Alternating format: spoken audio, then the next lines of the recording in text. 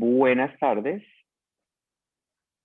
En aras de la puntualidad, estamos reunidos en la tarde de hoy con el propósito de lanzar nuestro nuevo espacio de compartir con padres, cuidadores y personas interesadas en la salud respiratoria de nuestros niños, niñas y adolescentes colombianos.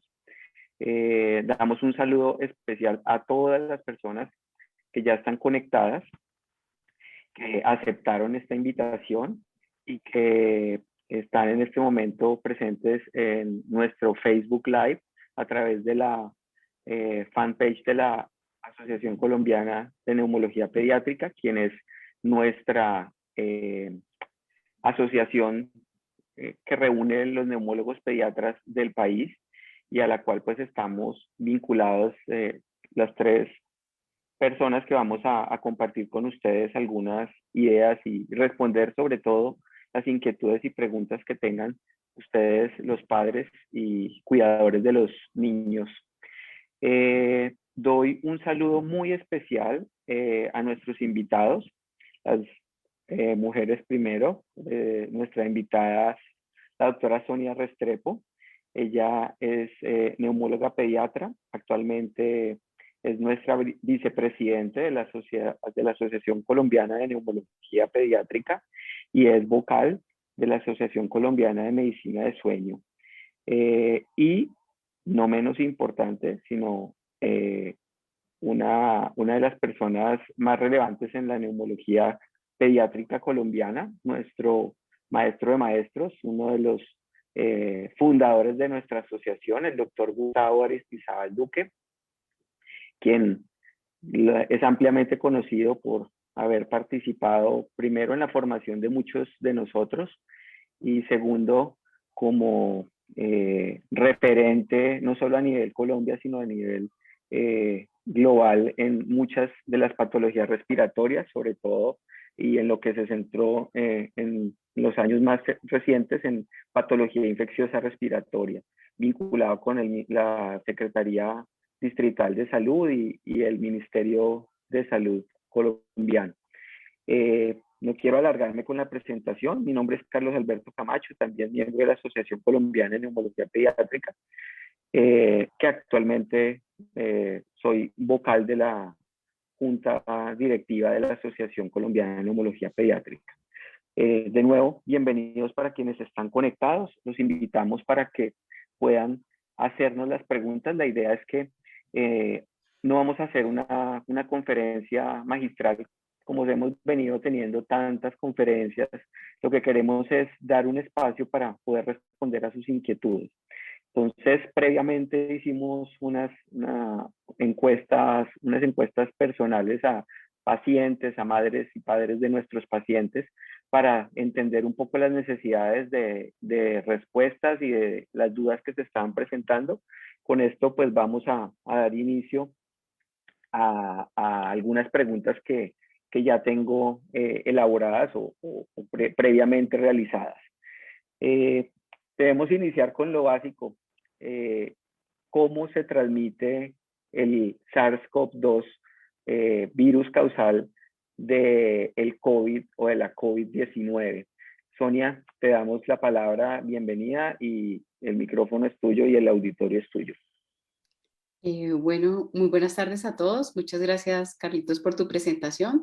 Para mí es un honor compartir hoy mesa con el doctor Gustavo Aristizábal, contigo, y pues de hablar un tema de tanta relevancia en este momento. El COVID-19 o SARS-CoV-2 se transmite básicamente por aerosoles, por partículas contaminadas que se transmiten de persona a persona, básicamente por la vía inhalatoria. Por eso el uso de mascarillas es indispensable para la transmisión del virus. En este orden de ideas, pues es una vía común de transmisión con la mayoría de virus que afectan nuestro sistema respiratorio. Sobre este, digamos, tópico, este ítem, el doctor Gustavo, ¿qué nos puede comentar? ¿Tenemos parecidos? ¿Ve usted alguna diferencia? ¿Nos sirve el conocer esta vía de transmisión para otras situaciones de infecciones respiratorias? No, yo creo que comparto lo que acaba de expresar la doctora Sonia Restrepo. Y para los demás virus, las estrategias son, por los mecanismos son equivalentes. Tener claro que podemos tener infecciones por virus, dentro de los cuales el virus que estamos asumiendo ahora en forma especial es un virus de un comportamiento bien particular. Ya había, o en la historia de la humanidad siempre ha existido un virus de este tipo de coronavirus, pero este es muy particular. Hay múltiples infecciones por virus en niños. El más frecuente es el virus sincitial respiratorio, pero también hay muchas otras microbios, bacterias, hongos, etcétera, que pueden, y la mayor parte de ellos, la vía inhalatoria es la trascendental y es la que deberíamos tener presente fundamentalmente en este momento. Una vez ingresan los virus al cuerpo, ellos no desarrollan por sí la enfermedad inmediatamente, ingresan. Ellos necesitan algunos periodos de incubación o de tiempo de multiplicación dentro de nuestro organismo.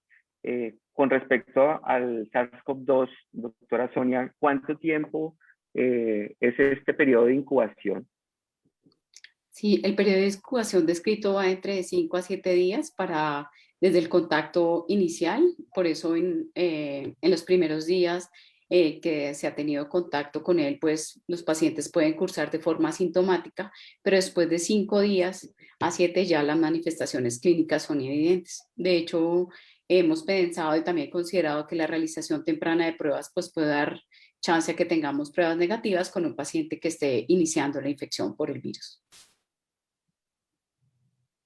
Y que en relación a otros virus respiratorios, doctor, los tiempos de incubación difieren mucho, son tiempos más o menos aproximados, son tiempos o el comportamiento es distinto. Sí, podemos decir que son también de cierta manera muy similares para el virus sincitial respiratorio, para adenovirus, para los virus de parainfluenza o influenza, el tiempo de incubación que tenemos también es cercano a los 7 días. Entonces, por eso cuando los pacientes inician con síntomas catarrales o los estados gripales, es muy difícil poder considerar que se trata de uno o de otro cuando la clínica es tan parecida y el proceso de incubación es similar. Muy bien. El doctor mencionó el virus sincitial respiratorio. Es un virus común sobre todo en los más pequeños que afecten de una forma más importante y más severa. Con respecto al virus sincitial respiratorio que hemos conocido, ha tenido un disparo a raíz de la reapertura de los países que ya han venido teniendo un poco más de liberalidad en cuanto al manejo, a la no utilización de tapabocas, de mascarillas. El virus sincitial respiratorio también tiene una incubación similar y la transmisión es parecida.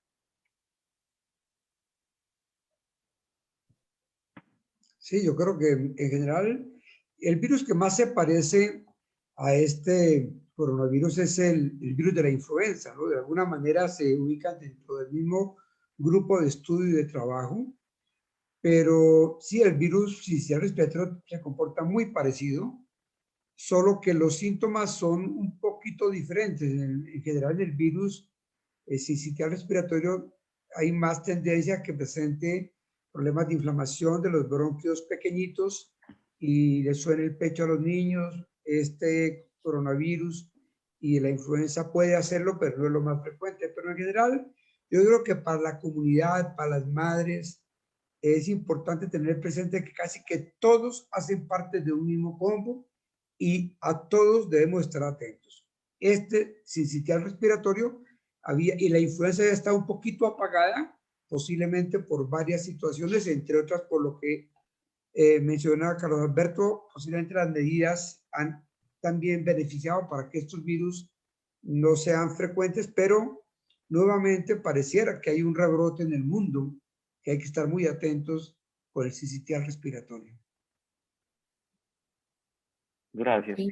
Reiteramos nuestra invitación para que tengamos preguntas a través de los comentarios del Facebook para poder solucionar esas dudas, inquietudes. Sonia, ibas a comentar algo acerca.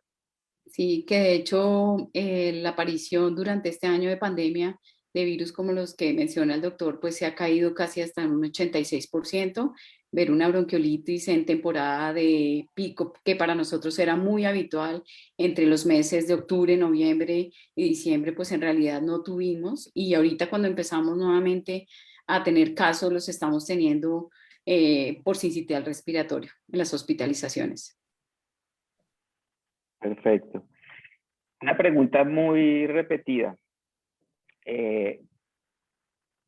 Para los dos, quien quiera iniciar, ¿es cierto que los niños se contagian más y contagian más personas?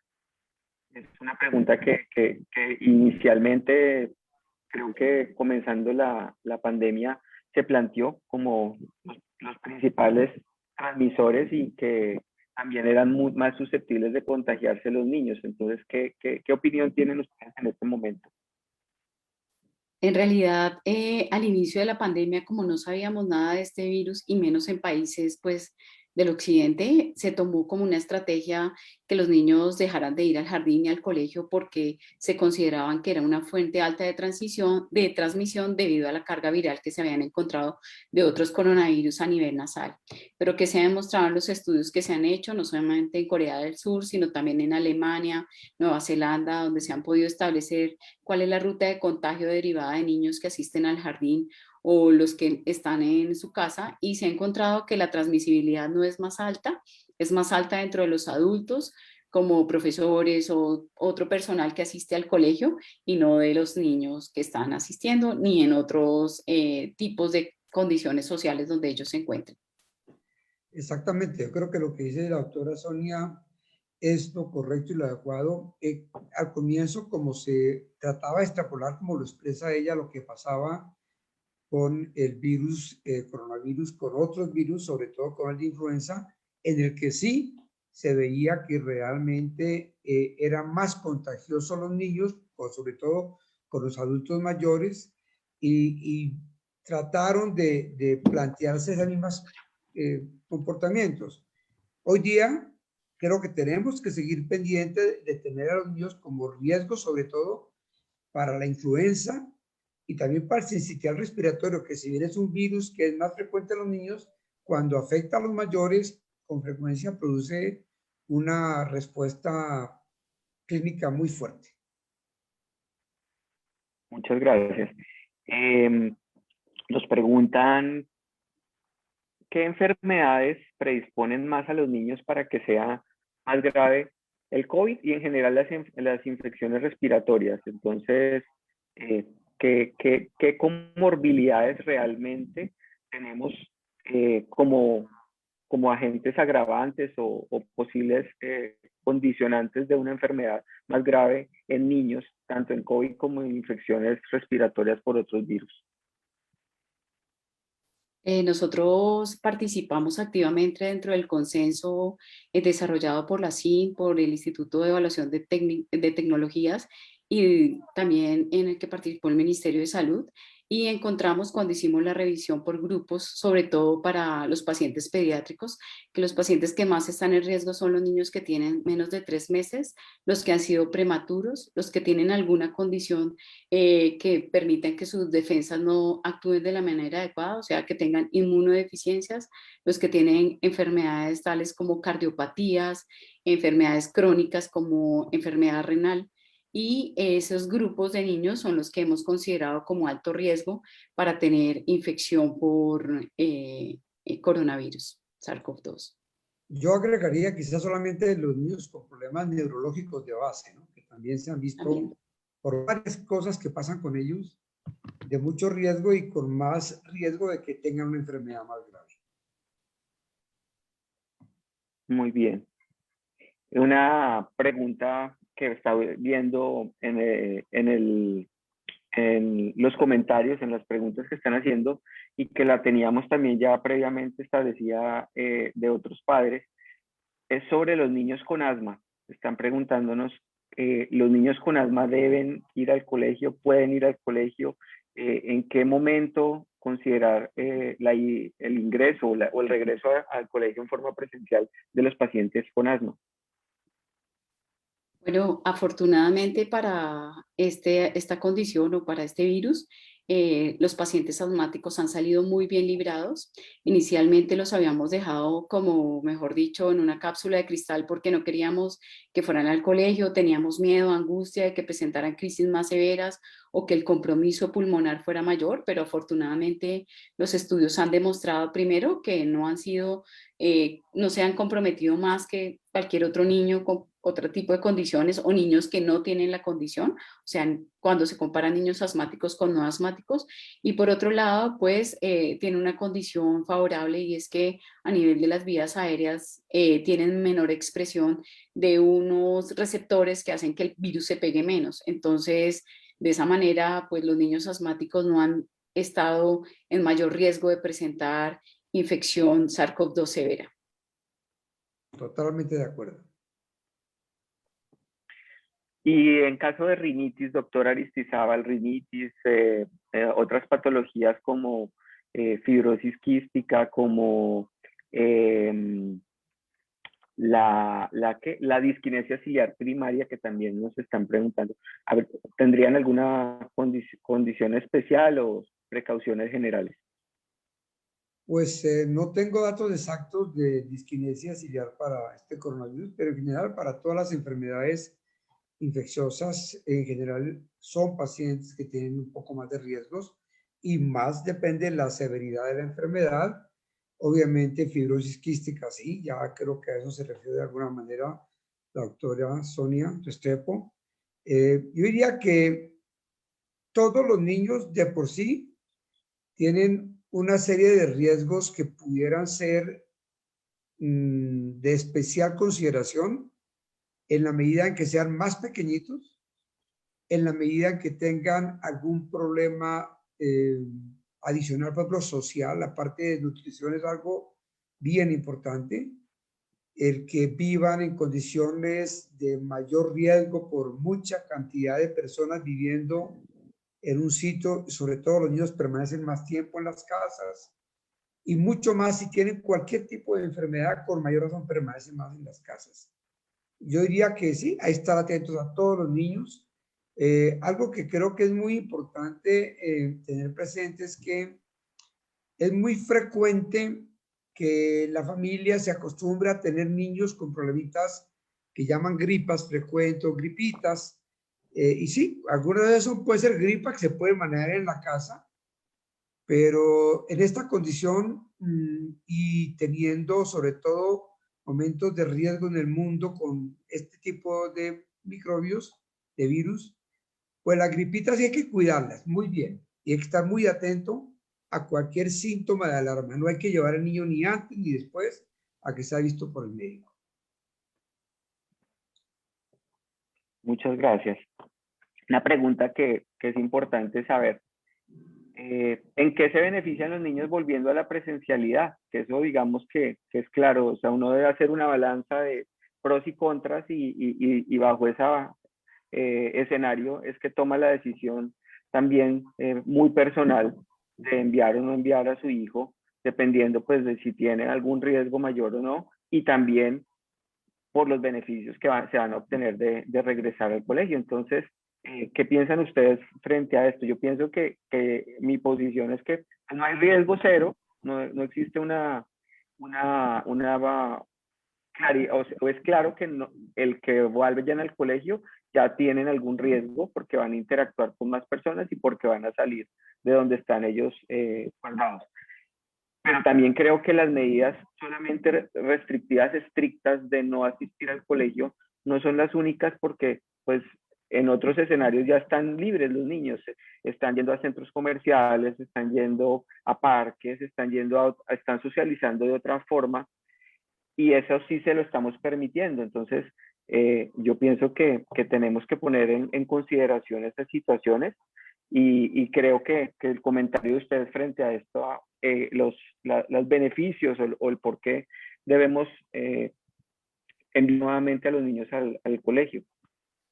Sí, de acuerdo, Carlitos, yo estoy 100% de acuerdo contigo. Si me hubieran hecho esta pregunta hace un año, créanme que lo hubiera puesto como un poco en incertidumbre la angustia que estábamos viviendo, pero cada vez tenemos más literatura que apoya y soporta esta decisión de enviar a los niños al colegio. Primero, porque el colegio no solamente es para estudiar, el colegio cumple otra función que es indispensable en la infancia y en la socialización. De hecho, algunos investigadores desde el punto de vista de salud mental en los niños se han planteado si la materia más importante a la que deben acudir o deben estar es en el recreo, que es el momento pues donde, porque finalmente pues el conocimiento se adquiere, pero la parte social es vital para poder relacionarse, para poder crear otras conexiones a nivel cerebral que son fundamentales para que uno pueda decidir, crear sentimientos de hermandad, de poder, no sé, fortalecer los lazos de amistad que son muy importantes desde la infancia y sobre todo en los niños más pequeños cuando tienen una gran cantidad de sentimientos que se deben modular. En este momento, pues dadas las condiciones, se deben cumplir unos requisitos mínimos de los cuales hablaremos más adelante, pero estoy de acuerdo que deben ir ya a la presencialidad. Sin ninguna duda, yo creo que solo para enfatizar esto, o sea, nunca será suficiente la importancia de los niños compartiendo con niños. Nunca será suficiente insistir en lo que eso puede significar para su desarrollo motor, para su desarrollo mental, para muchas, muchas cosas. Y cualquier balanza que se haga entre riesgos versus beneficio, los beneficios son inmensos, con los cuidados que ya anotó Sonia y que se van a referir más adelante. Bueno, sí, importante recalcar eso y a lo que están expuestos los niños en la casa, ¿no? Además, accidentes intradomiciliarios, los niños se pueden quedar solos en casa, entonces pueden prender estufas, encontrar elementos que pueden lastimarlos, el aumento de la violencia intrafamiliar, el aumento del abuso, cantidad de situaciones que el solo hecho de mandarlos a estudiar está previniendo este tipo de situaciones. Entonces yo pienso que es un momento que tocó decidirlo y balancear riesgo-beneficio. Pienso que en este momento el común denominador es que sí, los niños deben volver a la presencialidad y bajo todos los cuidados que se van a exigir en estos centros educativos. De acuerdo. Bueno, tengo otra pregunta referente el niño que llega al colegio y ya comenzó su presencialidad y tiene algún síntoma sugestivo de enfermedad, ya sea con síntomas sugestivos de COVID o que tenga una sintomatología digestiva, algo. ¿Cómo actuar? ¿Cómo debe actuar el colegio y cómo debería actuar la familia?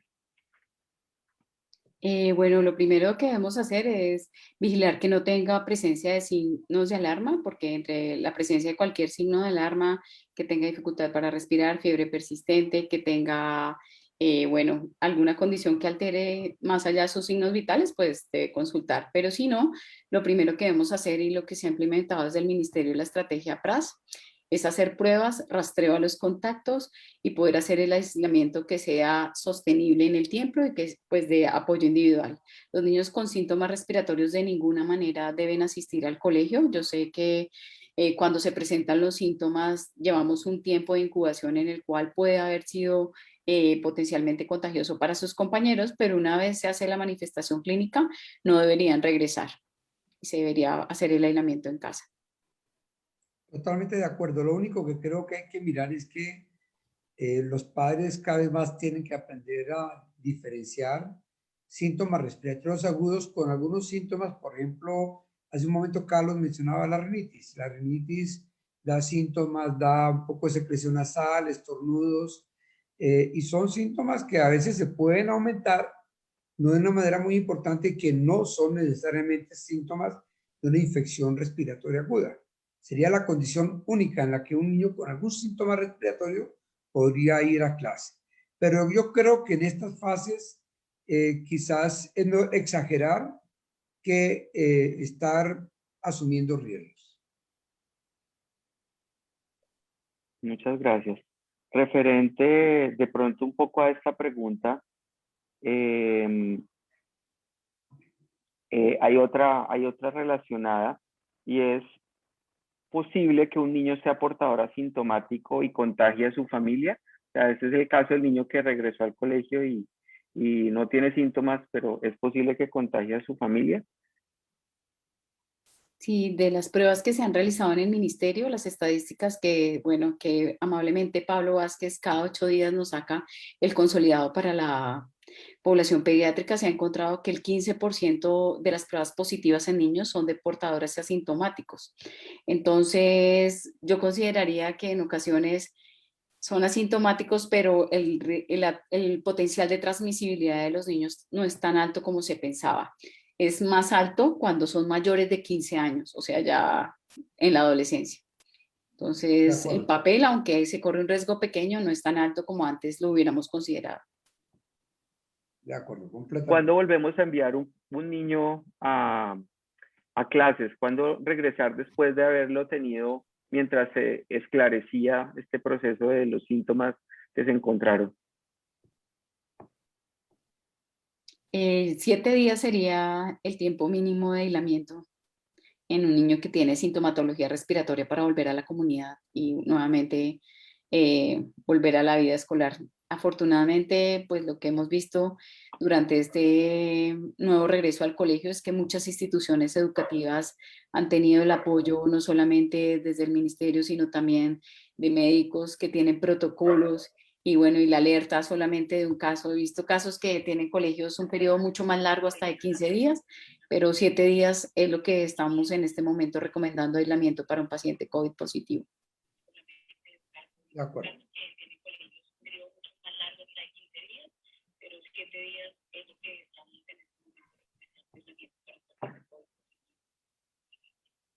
Esto también, digamos que para otras enfermedades respiratorias, ¿qué síntomas o cuándo debe uno considerar que puede enviar al niño al colegio nuevamente? Doctor Aristizábal, con respecto a En otras general, yo enfermedades creo que respiratorias. los niños tienen un periodo que es un periodo, como toda persona, un periodo agudo que es básicamente el que es más riesgoso para el niño y para la familia o para las personas con las cuales va a compartir en el colegio, y es lo que expresó la doctora Sonia Restrepo. Yo creo que en general desde el niño, el momento en que debe poder asistir es cuando realmente el niño esté estable. ¿Qué quiere decir?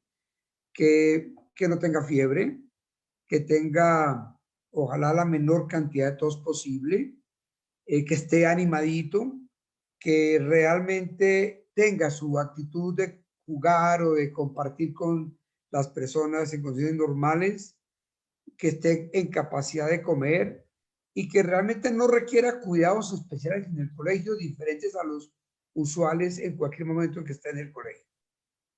Salvo eso, no creo que se deba exigir más.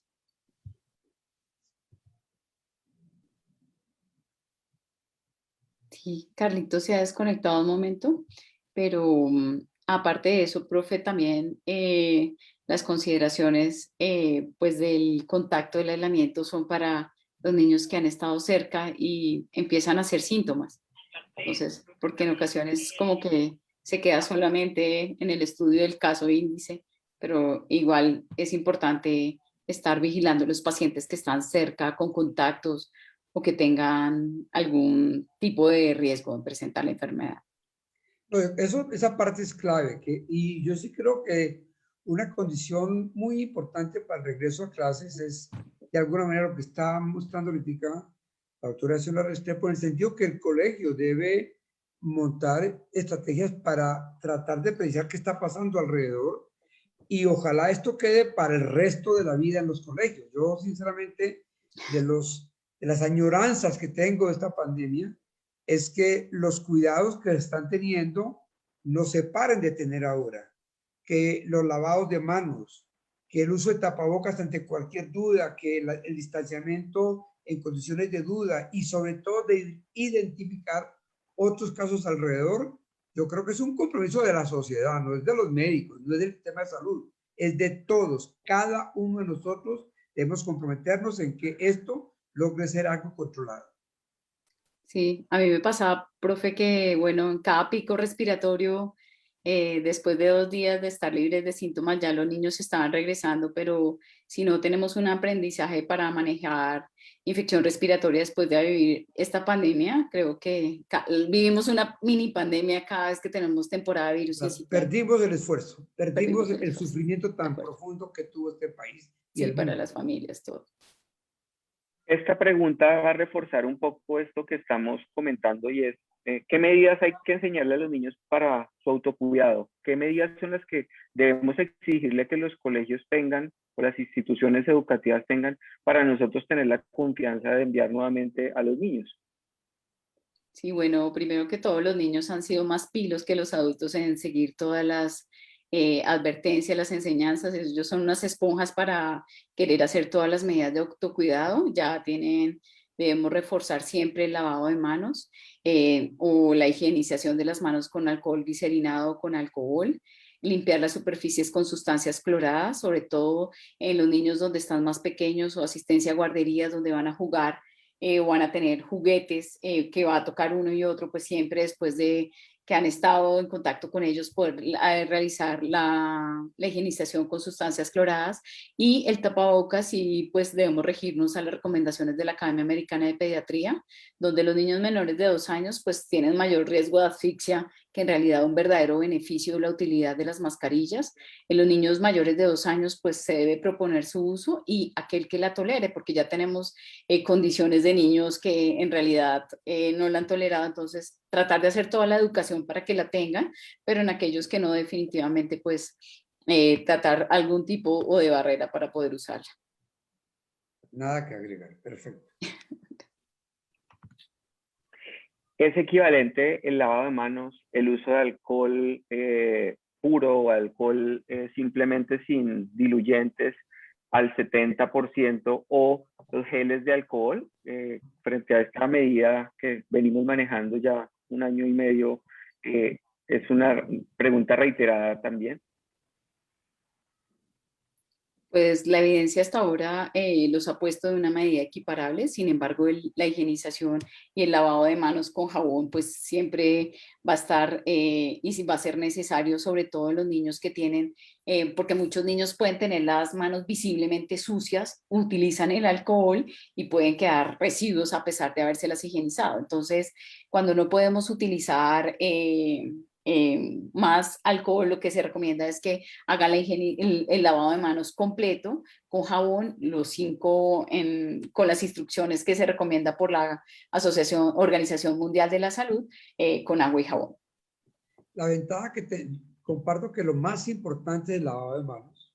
Mientras más sea lavado manos, mejor. Entonces son alternativas y dentro del alcohol y el alcohol con gel glicerinado, pues la ventaja del que está con gel glicerinado es que se adhiere por mayor periodo de tiempo y como tal pareciera que cumple una ligera protección más prolongada que el solo alcohol. Pero yo diría que lo fundamental es tener la conciencia en la mente de los cuidadores, de los padres, de todo el mundo, de este sistema de limpieza o de higienización de las manos. Sí, lo otro que me parece importante aquí decir es que en ocasiones las personas usan guantes. De ninguna manera se recomienda el uso de guantes, porque lo que ha demostrado el uso de guantes es que o sea, la gente tiende a lavarse menos las manos, considerando que los guantes van a ser una protección. Entonces, en el colegio, guantes no. De acuerdo. Con respecto a estas medidas de cuidado, también hay una pregunta reiterada y es ¿qué tipo de tapabocas debemos promover o incentivar usar para el regreso a los colegios? Hay diferencias si son niños grandes, si son niños pequeños, si son adolescentes, el tipo de tapabocas o simplemente una recomendación general. Sí, el uso de mascarillas, sí, definitivamente uno, pues debe cubrir la superficie de nariz y boca y que esté adaptada al tamaño de los niños. No podemos ponerle uno de adultos a un niño de 3 años, definitivamente porque su tercio medio es mucho más grande. Segundo, respecto a si es una mascarilla convencional por una N95, si se dan las condiciones de ventilación en el salón de clases del niño, o sea, hoy en día se recomienda que tenga ventanas abiertas, clases al aire libre, pues solamente con la mascarilla convencional es suficiente. El N95 o una medida mayor, pues está limitada para sitios donde tengamos deficiente ventilación o que la circulación pues sea mucho mayor de partículas virales en suspensión en aerosol todo el tiempo. Yo agregaría a eso que se usan en los niños mucho, pues, mascarillas de tela, ¿no? Entonces, aun cuando realmente no son las ideales, en algunas condiciones, en algunas familias, no es tan sencillo pedir que se tengan las mascarillas quirúrgicas y más pediátricas, ¿no? Lo que sí es que si se van a usar de tela, deben saber qué tipo de mascarilla se van a usar, ¿no? Y por lo menos que tengan un material antifluido. No es cualquier tela, ¿no? E idealmente con las 3 capas, ¿no? Que no son tampoco tan baratas, ¿no? Entonces, es muy importante tener presente que la mascarilla no es por tener la mascarilla, ¿no? Es el papel que cumple de protección ante las infecciones virales. Y yo creo que es de las cosas que las instituciones, no sé cuál sea hoy día los recursos reales para poder tener la disponibilidad de las mascarillas adecuadas, o no en los colegios, o si son los padres. ¿Tú tienes esa idea, Sonia? ¿Cómo va a ser? Para el uso como tal, profe, no Sí. sé todavía, Eh, porque de es... lo que hay, eso debe ser un elemento que debe llevar el estudiante. No van a ser dispensados o entregados por las instituciones educativas, sino es una exigencia para el regreso a los estudiantes. Entonces, complementando un poquito, pienso que eh, idealmente que sea una mascarilla quirúrgica como la conocemos, con las 3 capas, pero en lo posible, si no es factible tener este tipo de mascarilla, usar de tela antifluido, como lo dice el doctor Aristizábal, que cumple su efecto de que las goticas que caen no traspasen hacia la cara. Y lo otro, el otro mecanismo que nos previene la mascarilla es el tocarse la cara. El hecho de tener la mascarilla, en los niños se agarran mucho la cara, entonces al tenerla, pues no van a tocarse directamente a las zonas que van a tener contacto. Entonces, la mascarilla de tela puede ser útil. Importante, esas mascarillas de tela deben ser lavadas diariamente, o sea, llegan de su jornada académica y deben lavarlas, y las mascarillas quirúrgicas deben desecharlas después de su jornada académica. Entonces es una mascarilla quirúrgica diaria o una de tela lavada el mismo día. Deben tener 2 o 3 para poderlas estar rotando y reemplazando. Y lo otro Entonces, es ese que es como usarlas adecuadamente porque puede que tengamos mascarillas desechables, pero si no utilizamos las ventanitas correctamente en la dirección que es, uno en ocasiones ve a las personas con bueno, el alambre en la parte inferior, la zona de las rejillas en la posición no adecuada, entonces utilizarlas de la mejor manera cuando se está usando también, aunque parezca muy obvio, es clave para llevarlo al colegio. complementando esta pregunta, las ventanitas o los pliegues que tiene la, la mascarilla, ¿hacia dónde deben ir? Ah, bueno, entonces, primero que todo, el soporte que tiene sí, el alambre debe ir sobre el puente nasal, ajustado y idealmente hacer un cierre hermético. Los que tenemos gafas hemos sufrido un poco con eso y definitivamente las ventanitas o los pliegues deben ir hacia abajo. Cuando estás mirando hacia arriba, esa es la posición incorrecta y el lado, pues antes se decía el lado oscuro, el lado claro, no, pero dependiendo del fabricante esto cambia y lo que deben ser es que deben ser sobre la parte inferior, orientadas hacia la parte inferior. Perfecto. Hay niños que reciben su alimentación en los colegios y en los jardines. Este momento de la alimentación, ¿qué recomendaciones podría tenerse en cuenta en estos puntos de exposición? Porque en ese momento para poder comer tienen que retirarse las mascarillas. Entonces, ¿hay alguna recomendación especial para esto? Pues lo que se ha propuesto en realidad cuando hemos evaluado cómo debe ser el momento del descanso es que idealmente sea al aire libre para que haya mayor circulación, porque ahí es donde gritan, se ríen, se cuentan toda la vida.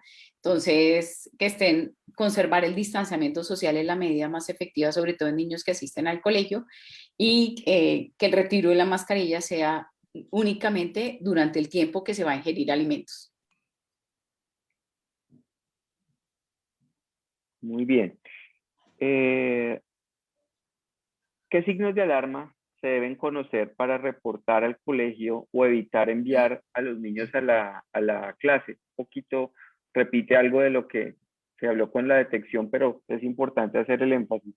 Como qué debemos entender en la casa que al presentar el hijo no lo puedo mandar, o qué se debe reportar al colegio en el momento que se presente estas situaciones.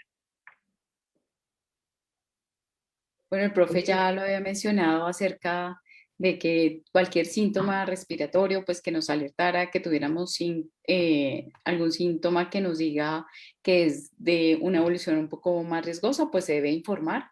Hoy en día algunos colegios tienen un sistema de información que es la encuesta, que se debe llenar todos los días antes de ir al colegio por la presencia de síntomas, no solamente del niño que está asistiendo al colegio, sino de algún familiar para que se cree la alerta y se inicie el aislamiento.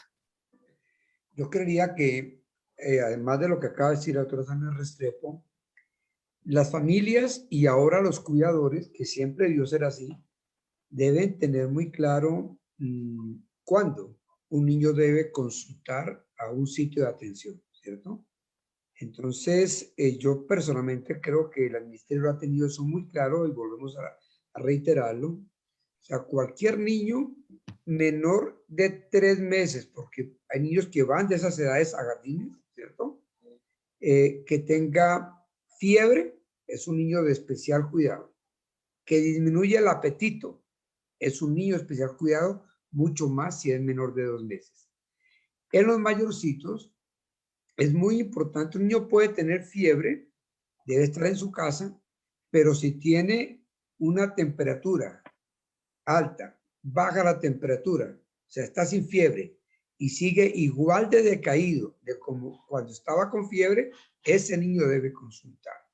Un niño que tenga más de 3 días de fiebre, en principio debería consultar.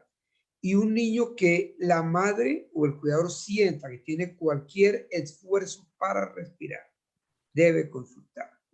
Un niño que esté muy decaído y con esfuerzo respiratorio, hay que consultar. Perfecto. Complementando esta pregunta, creo que cabe esta para la doctora Sonia, que es por lo que ha estado desarrollando el tema de COVID. En el caso de que el niño le dé COVID-19, ¿qué medicamentos debo darle y cuándo debo llevarlo a urgencias? Está en relación con este comentario del doctor. ¿Cuándo debo llevarlo a urgencias y si hay algún medicamento que debo darle?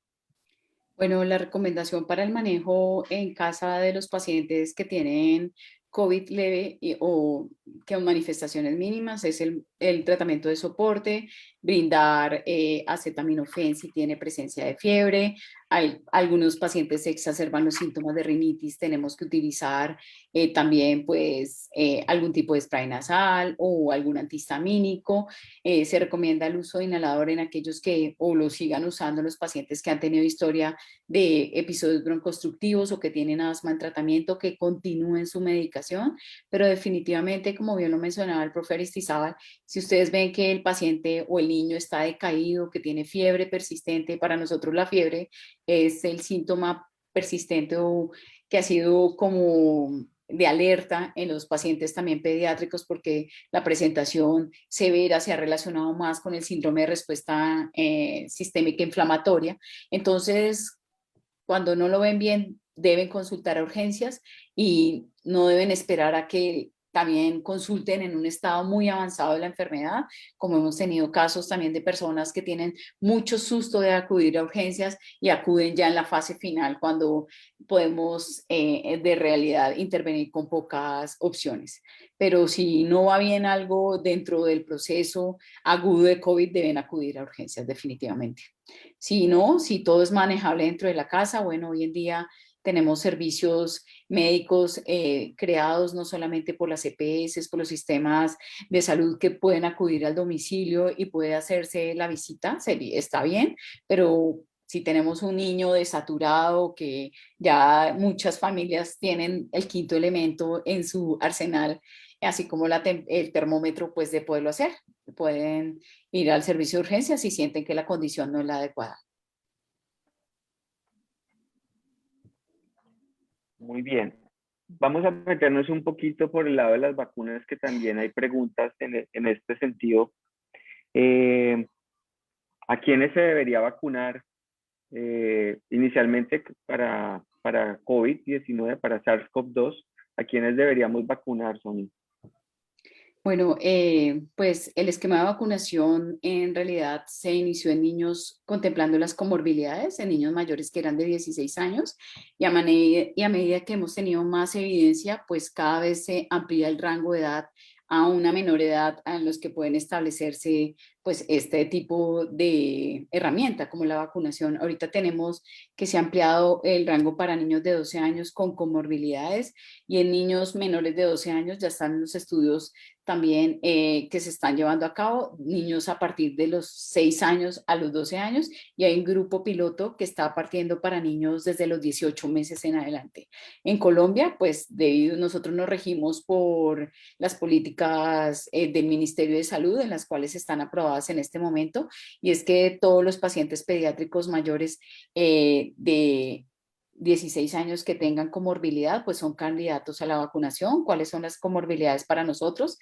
La presencia de asma, fibrosis quística, hipertensión arterial, enfermedad cardiovascular, neurológica, aquellos que tienen compromiso del sistema inmunológico y que no tienen contraindicación para la colocación de la vacuna, aquellos que están recibiendo terapia inmunosupresora como cáncer o otro tipo de patología, y ese grupo de pacientes en los cuales yo creo que va a ser en un futuro muy cercano el que está entre los 12 y los 16 años, pues estamos pendientes de la regulación por parte del INVIMA para que la vacuna entre. Pues los estudios se han hecho con el biológico de Pfizer, entonces no tenemos estudios con otro tipo de vacunas y esta sería la que se aplicaría a esta población.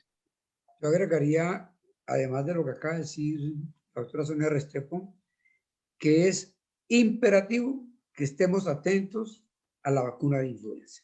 No nos descuidemos con la vacuna de influenza, porque esa situación puede ser un agravante importante. Entonces debemos cumplir las recomendaciones del Ministerio para vacunas de influenza en los niños menores y también en los niños que tienen cualquier comorbilidad como las que hemos mencionado también. Y obviamente para los adultos, y voy a decir una cosa que es dolorosa, para todos los profesionales de la salud que no están vacunados con influenza, ¿sí? Para los docentes todos deberían estar vacunados con influenza. Entonces, eso no hace parte, la vacuna de influenza no hace parte del programa del PAI del ministerio, pero realmente es tan importante eso que deberían las instituciones buscar la manera de lograr que los docentes tuvieran vacunas de influenza. Sí, nosotros pues dentro de las últimas reglamentaciones para la vacuna, profe, ha sido bueno que se incluyeron los pacientes con enfermedad pulmonar obstructiva crónica de cualquier tipo, pues es un término que se emplea más para adultos, pero en niños lo usamos en pacientes con asma, está dentro del plan obligatorio y nos ha ayudado mucho porque aunque es una vacuna que no es tan costosa, también tiene como un mito de no ponerse y bueno, y tenemos detrás de ella una gran cantidad de condiciones que la gente tiene susto de utilizarla, pero es indispensable. Nosotros también estamos abogando por el uso o por la vacunación para neumococo, para bordetela, para todas las enfermedades respiratorias prevenibles por vacunas. Debemos tener nuestro esquema de vacunación al día. La pandemia ha hecho que muchas madres no acudan a los servicios de vacunación que son gratuitos y en los cuales puede acceder cualquier niño y tenemos hasta un 25% fuera de las metas de cumplimiento de vacunación y eso nos ha hecho que esta es otra de las pandemias que vamos a tener que enfrentar después de superar esta y es la enfermedad respiratoria asociada a niños no vacunados por enfermedades prevenibles por ellas. De acuerdo. Perfecto. Complementando, digamos que ustedes ya mencionaron lo referente de vacunas, sin embargo, importantísimo mantener el esquema de vacunación actualizado en todos los niños, o sea, que no sea una excusa el que están en casa para no tener al día el esquema de vacunación, y más ahora que van a regresar a presencialidad muchos de los niños, pues es importante que estos esquemas se pongan al día si se retrasaron durante la época de la pandemia. Bueno, otra pregunta que es muy frecuente y a mí me la hacen casi que a diario en la consulta, el caso de los medicamentos para subir las defensas y evitar el contagio de COVID y otras enfermedades respiratorias. Frente a esta situación que es muy frecuente, doctor, unas vitaminas, doctor, un medicamento, algo que me ayude. ¿Qué podemos comentar? ¿Qué podemos como recomendar a nuestras mamás? ¿Hay algo especial que vean ustedes que podamos decir? Profe, le cedo ahí No, el yo creo honor. que con eso se ha abusado de una manera impresionante, ¿sí? Yo creo que realmente el mejor fortalecimiento para la parte realmente de infecciones respiratorias es una adecuada alimentación, ¿sí? Que tenga un componente idealmente de proteínas, de frutas, de verduras, etcétera.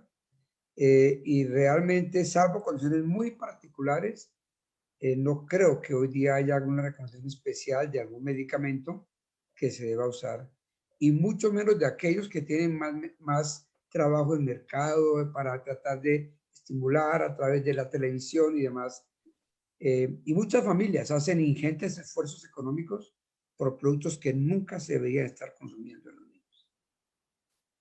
Yo quiero hacer aquí también, Carlitos, no solamente para los medicamentos del sistema inmunológico, que es como lo que uno tendría, que son los que más de pronto llaman la atención, nuestros pacientes, que son los pacientes del día a día, los pacientes asmáticos también, hubo como una tendencia a dejarlos sin la medicación por el riesgo del uso de los esteroides inhalados y en realidad, afortunadamente, los últimos estudios nos han dicho que aquellos pacientes asmáticos que cumplen su tratamiento, que usan la inhaloterapia como debe ser, han estado en menos riesgo de aquellos que tienen la condición y no usan la inhaloterapia. Entonces, como que muy de cerca también por este tópico, pero recomendar que los pacientes que tienen medicación crónica para alguna patología no la suspendan y si nuestros pacientes requirieran soporte con cicloesteroides, pues podemos brindárselos también en cualquier momento. Un poco comentando la parte de los nutrientes o de la medicamentos o suplementos para prevenir o para manejo de la enfermedad respiratoria en general. Pues básicamente la alimentación, lo que dice el doctor, la nutrición óptima, el educar bien a nuestros hijos en comer frutas, verduras y evitar la comida no saludable, pues creo que es una de los pilares dentro de la información que podemos brindarle a nuestros pacientes. Hay puntualmente deficiencias que deben ser detectadas, deben ser determinadas sea, deben ser bajo una consulta médica que se determina si tiene una deficiencia de vitamina D, por ejemplo. Si la tiene realmente con unos niveles de vitamina D bajos, pues suplementamos con vitamina D. Si vemos que tiene y se beneficia de unos días, de un corto periodo de aporte mayor de vitamina C o de otras vitaminas específicas, porque no los tienen en su ingesta diaria, porque uno en la consulta evalúa cómo es la alimentación que está llevando ese paciente y al ver que la alimentación no es óptima, porque no come verduras, no come frutas, las fuentes de estos micronutrientes se ven afectadas. En esos casos, de pronto, podría uno considerar hacer ese tipo de suplementación, pero puntualmente en lo que identifique uno es deficiente, no unas fórmulas magistrales ni unas fórmulas para todos exactamente iguales. Entonces, pienso que eso es muy a discreción de cada caso, de cada paciente y de los análisis pertinentes que haga el médico frente a esta situación. Con respecto a esta pregunta la hacen, que creo que algo ya se contestó con lo que comentó la doctora Sonia, y es frente a por qué no se vacunan los niños menores de 12 años. Ahí está abierta la ventana ya para niños de 12 años en adelante. En Estados Unidos ya se está haciendo, en nuestro medio también ya comenzó a verla, está circulando la información.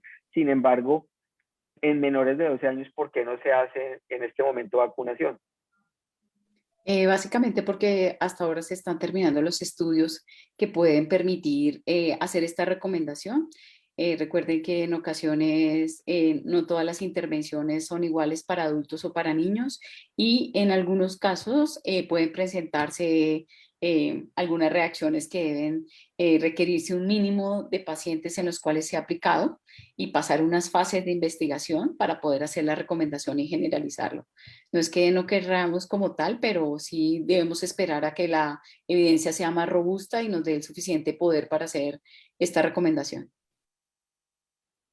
Bueno, en los niños se presenta por lo general el COVID o la COVID-19 como una enfermedad asintomática de síntomas leves. Sin embargo, hay enfermedad con complicaciones en unos porcentajes menores. De pronto, la doctora Sonia, que está metida en el medio hospitalario y cercana al cuidado intensivo, ¿qué nos puede comentar un poco de esta parte de situación de enfermedad grave y COVID?